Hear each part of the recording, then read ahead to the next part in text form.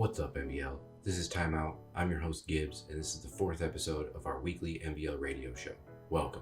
This is going to be all about keeping you up to date on what's going on around the MBL, trades, how those trades are working out, free agent pickups, rivalries, and all sorts of MBL news and gossips going around the league, of course with my own take on things. So sit back, relax, enjoy whatever it is you're doing, and let's get into it. First off, let's address the elephant in the room and go over MBL Super Bowl 42. The Ravens complete the perfect season, going 19-0, winning the MBL Super Bowl 42 and cementing themselves in MBL history, being the first to ever do so. In the Super Bowl, Lamar Jackson did not have the best day as far as yards and touchdowns, but completed 15 of 20 for 189 yards, 0 touchdowns, 1 interception, and was sacked 3 times. Geis had 12 attempts for 86 yards, a 7.2 yard average, and 1 touchdown, and Lamar Miller had 12 attempts for 55 yards, 4.6 yard average, and 1 touchdown. The Ravens defense did enough, sacking Cam Newton 2 times and picking him off 3 times. Even though late in the game, with the Panthers down 26-17 and just over a minute remaining in the fourth quarter, Cam Newton dropped a beautiful bomb to Curtis Samuel for a long touchdown, making it 26-24. And then the Panthers defense forced the Ravens to punt, giving them the ball back with 33 seconds left. The Panthers only needed a field goal, but Cam went for another long one to Samuel, who looked open, but this time Ravens' Earl Thomas made an amazing play, caught up to Samuel and picked it off, sealing the game and the completion of an epic season for the Ravens. The bridesmaid finally became the bride. Congratulations to Z-Star on making MBL history. It was a fun game to watch and a great storyline to follow throughout the season. I will be interested to see how the Ravens come back in MBL Season 43 after winning the big game in Season 42. Now let's get into some of the off-season fun and start off with all these franchise tags that got handed out before free agency. The Browns left guard Austin Corbett for $10.5 million, Vikings strong safety Harrison Smith for $16.9 million, Ravens quarterback Lamar Jackson for $33.9 million, the Chiefs tight end Travis Kelce for $11 million, Dolphins quarterback Josh Rosen for $33.9 million, Bills free safety Micah Hyde for $12.5 million, Seahawks punter Michael Dixon for $3.4 million, Cowboys right outside linebacker Leighton Vander Esch for $17.1 million, Giants center J.C. Treader for $10.3 million, Jets right guard Brian Winters for $13.1 million, Eagles center Jason Kelce for $10.3 million, Jaguars strong safety Ronnie Harrison for $16.9 million, and Patriots cornerback Stephen Gilmore for $19.7 million. My takeaway from all these players being tagged: 1.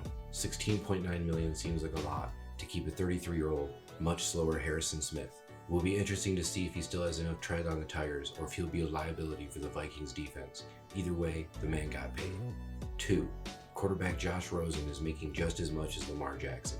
Think about that for a second. Rosen threw for 3,487 yards with a 63% completion rating for 33 touchdowns and 24 interceptions, as well as 13 rushing attempts for 83 yards and 1 touchdown, and took the Dolphins to a 7-9 record, while Lamar Jackson threw for 3,709 yards with a 72% completion rating for 34 touchdowns and 14 interceptions, as well as 68 rushing attempts for 264 yards and 4 touchdowns, and was a main factor in helping the Ravens complete the perfect season and winning MBL Season 42.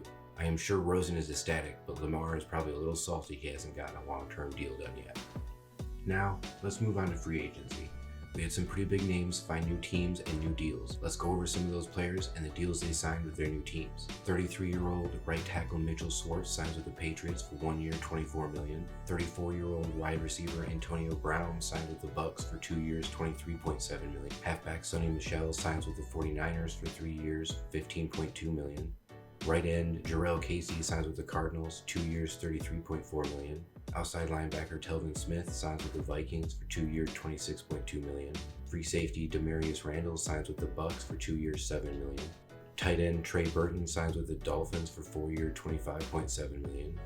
Free safety Ricardo Allen signs with the Colts for 2 years, $8.24 million. Right tackle Try Turner signs with the Steelers for 3 years, $38.9 million. Cornerback Desmond Trufant signs with the Bucks, 2 years, $7.88 million. Cornerback AJ Bouye signs with the Steelers, 2 year, $10.8 million. Defensive tackle Sheldon Richardson signs with the Broncos, 2 years, $7.4 million. Cornerback Patrick Peterson signs with the Saints, 1 year, $7.95 million. Tight end Tyler Eifert signs with the Bucks, 3 year, $11.8 million. Wide receiver Robert Woods signs with the Seahawks, 4 year, $2.2 million. Punter Trey Waynes signs with the Steelers for 3 years, $6.45 million. Right end Brandon Graham signs with the Giants for 1 year, $8.56 million. Left tackle Alejandro Villanueva signs with the Steelers, 1 year, $9.95 million. Quarterback Casey Hayward Jr. signs with the Cardinals, 2 year, $10.4 million. Right end Kiwan Short signs with the Saints, 1 year, $8.45 million. And defensive tackle Tim Jernigan signs with the Vikings for 2 years, $9.6 million. We have a lot of older players here who signed deals with teams that will likely be their last team before they retire. Can they make an impact on a new team before all the tread is gone, or will their age betray them? We'll find out this season. Now let's move on to some trades that happened this offseason. The Bucs trade left guard Ali Marpet and their second round 41st overall pick to the Chargers for their first and third round pick, the 12th and 76th overall. The Chargers shore up their offensive line and now have 3 second round picks, the 41st, 44th, and 47th overall. The Bucs, who had no first round picks after having the first and third overall picks last season, trade up to the 12th overall in hopes of getting a quarterback they are very interested in. The Rams trade Dante Fowler Jr. to the Steelers for their second round 39th overall pick in the upcoming draft. Can the now older star find success with the Steelers after having 10 sacks last season? The Falcons have traded Devonta Freeman, wide receiver Clinton Dobbs, and their third round pick to the Redskins for Bernardrick McKinney, Leonard Williams, and fourth round pick. Williams and McKinney have only spent 1 season with Washington. The Falcons have also traded middle linebacker Deion Jones and their third round pick to the Giants for the Giants' first round third overall pick and their third round pick for the middle linebacker. It's a very high pick to give up for Jones, but I think it will be worth it. The Giants need help now on defense, and they did not want to have to wait for a rookie to develop. The Texans trade cornerback Bradley Roby and their fourth round pick to the Raiders for strong safety Carl Joseph. The Texans get a safety that can help them over the top on defense, and the Raiders find a corner to help out in their weak pass defense. The Saints trade first round 8th overall pick to the Titans, and the Titans send left tackle Jack Conklin, right outside linebacker DeAndre Walker, and their third round pick to the Saints. The Cardinals trade wide receiver Isabella and their second round pick to the Bengals for left tackle Jonah Williams and wide receiver AJ Green.